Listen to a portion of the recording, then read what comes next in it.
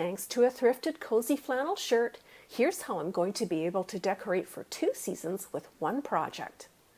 I'm selecting 2 sizes of square wood posts I had on hand. Being reclaimed, I'm carefully checking to mark where any existing nails are. 3 pieces of the larger post are being cut at 3 different lengths. I'm now cutting 3 pieces of the same size out of the smaller post. After a light sanding, I'm drilling holes into the tops of each wood block. To prepare for the needed accessories, I'm foraging outdoors for some small twigs, grapevine tendrils, and some dried leaves.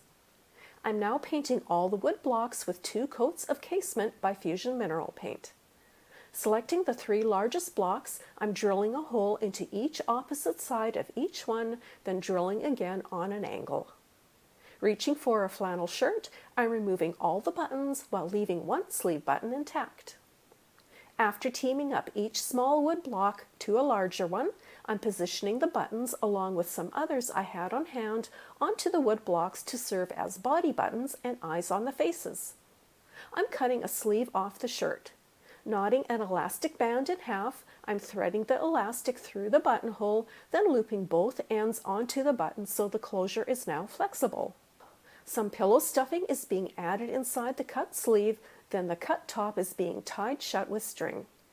I'm snipping small starter cuts to the cut side, then ripping the fabric in strips to create a tassel effect. Fitting the toque onto one head, now I will know where to glue the eyes. For a scarf, the shirt collar is being cut off, folded in half, then positioned around a neck secured with hot glue. I'm now hot gluing all the buttons in place since I now know where to position the eyes and noses to avoid the clothing accessories. For one snowman, I'm even using some thick string to serve as a scarf. Then adding twigs for arms, a little faux snow, and crystal beads to the mix, my trio of snowmen are now ready for winter. Teamed up with their button faces and bodies, festive coordinating outfits and twiggy arms, they truly are as cute as buttons. But here's where the real magic happens. With all the accessories removed, simply spin the blocks around and poke the arm sticks with tendrils into the tops of each block. Then loosely placing some faux leaves, Spanish moss, and a few dried leaves, you now have yourself a super fun collection of white pumpkins perfect to celebrate the fall season. To create a topiary effect, stack 2 pumpkins with Spanish moss in between, or display them separately to achieve an interesting varied effect. Who knew how cute and effective a few white painted blocks would become? It's like getting 2 seasons in one, making this reversible project a total win. Make it once, then display it twice. If you like the idea of extending your decorating efforts from fall all the way through Christmas, here's a fun twist using 4 dollar store flat wooden pumpkins. I'm removing any labels and glue from the pumpkins so they are left completely bare. Placing the pumpkins on something to elevate them, I'm selecting a paint color called Iron Clay by Fusion Mineral Paint to start. All 4 pumpkins are getting painted until they are well covered, including any raised detail in all the edges. 1 coat of paint is all I needed. Now I'm dry brushing the lighter shade over the pumpkin, leaving plenty of intentional brush strokes. To detail the pumpkin stems, I'm painting them in Chateau, which is a soft tan. To further detail the stems, I'm dipping a wider brush in Algonquin, then dragging the tone over top. Now that the pumpkins are dry, I'm flipping all of them good side down. I'm choosing several tones that chime in well with each other, called Iron Clay, Cobblestone, and Acacia Pear. The backs of the pumpkins are getting painted in each of these tones until desired coverage is met. To keep the edges clean, I'm ensuring there are no drips going over the sides. Now I'm selecting 4 Christmas-themed stencils to detail the ornaments. Any stencils will do, however these are from Funky Junk's Old Sign Stencils. Selecting my favorite dome tip stencil brushes, I'm loading a brush with paint, then offloading it onto a piece of wood until the brush feels dry so the paint doesn't bleed underneath the stencil. I'm now stenciling each image, coordinating the colors I choose, keeping in mind what I'm painting, such as the poinsettia images are getting a red tone, the Christmas trees are going green, and the snowflakes are white. Then I'm rotating in all the other tones for a cohesive look. I decided to add a black tone called cast iron to neutralize parts of the designs. Now that one ornament is done, I'm stenciling the other 3.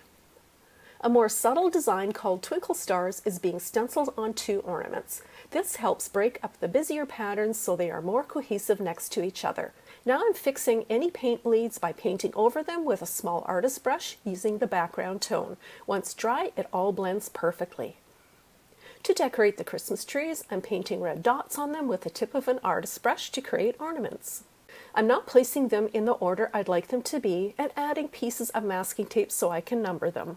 With the pumpkin sides facing up, I'm arranging the first and third pumpkin flat on the table with the other 2 resting on top. I'm outlining the placement of the top pumpkins against their backgrounds, then hot gluing them into place.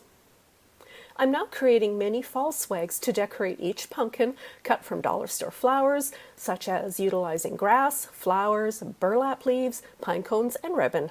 With one swag, I'm hot gluing Scrabble letters spelling out the word fall onto a clothespin, then clipping a pine cone and some grass inside. To attach the swags to the pumpkins, I'm using Velcro so it's easy to remove them. The Velcro is getting cut to size, then is being stuck to the backs. Now I'm flipping the pumpkin side facing down to work on the ornaments. Mini swags themed around Christmas are being glued together, then attached with Velcro just like the fall swags. Some floral wire is being cut and shaped into large Christmas hooks. The ornament hangers are being painted, then detailed in a slightly darker tone to create ridges. Now I'm attaching the Christmas swags to the ornaments, taking care to hide the bottom of the pumpkin shapes so the ornaments appear round. For a final detail, the Christmas hooks are getting threaded through the ornament hangers to complete the look. And you are left with an adorable, completely reversible fall and Christmas sign, so you can leave this beauty up for several months at a time. The pretty rust tone pumpkins are toned down perfectly to blend in with neutral surroundings without being too blatantly orange. However, with Christmas not far behind, simply remove the fall swags, turn the sign around, and you have a happy explosion of all things Christmas. The Christmas ornaments blend so well together, with the swags hiding the pumpkin details perfectly. And the stencils offer such an easy and instant way to detail the ornaments with very professional results. This super fun reversible sign will be in season for a few months each year without creating anything extra.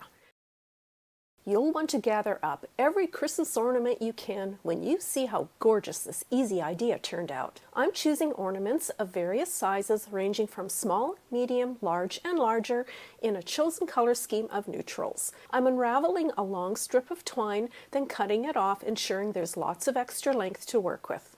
If you wrap some masking tape around one end, you may find it easier to work with. Now I'm threading the smallest ornaments through the twine first, ensuring the tones are rotated so they are well mixed. To transition to the next ornament size, I'm rotating one ornament larger against one ornament smaller, going back and forth a couple of times. Now that I'm nearing the length I desire, I'm now rotating in smaller ornaments to end the transitions smoothly. Now I'm using the long ends of the twine to hang it up where desired.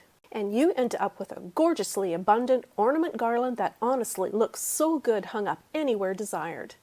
The mix of tones, sparkles, and sizes transition beautifully against each other like a well-fitting glove. Ornament garlands can also be made in any size, from very long garlands wrapped through a Christmas tree or even short garlands hung up with other decorations.